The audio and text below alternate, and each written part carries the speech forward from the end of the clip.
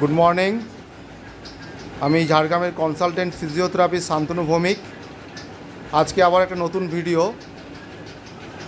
যে সামনে যে পেশেন্টটি দেখতে পাচ্ছেন, আপনার কি নাম?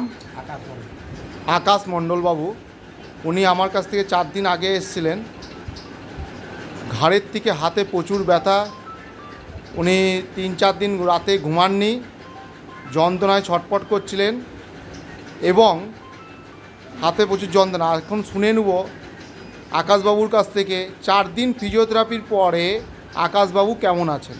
আকাশবাবু, এখন আপনি কতটা ভালো আছেন? অনেকটা সুস্থ আছেন।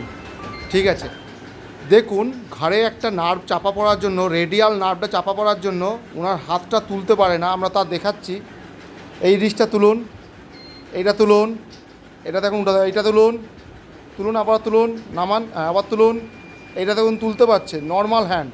এটা যে হাতটা ব্যথা হয়েছিল দেখুন, রিস্টটাও তুলুন, তুলতে পারছে না। এটাকে বলা হয় রিস্ট ড্রপ রেডিয়াল নার্ভ পলসি।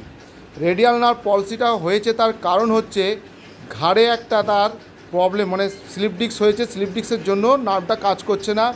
আমরা ফিজিওথেরাপি ট্রিটমেন্টের দ্বারা এখন আপাতত 4 দিনের মধ্যে ওনার যে অ্যাকিউট পেন ছিল, 4 দিন যে রাতে ঘুমাননি, সেখান থেকে আমরা আজকে তাকে আরাম দিতে পেরেছি। এখন তিনি ঘুমাতে পারছেন, ব্যথা অনেকখানি কমে গেছে। আস্তে আস্তে আমরা রিস্ট ড্রপ যেটা হয়েছে বা রেডিয়াল নার্ভ পলসি, সেটাও আমরা আস্তে আস্তে ভালো করব। থ্যাংক ইউ, ধন্যবাদ।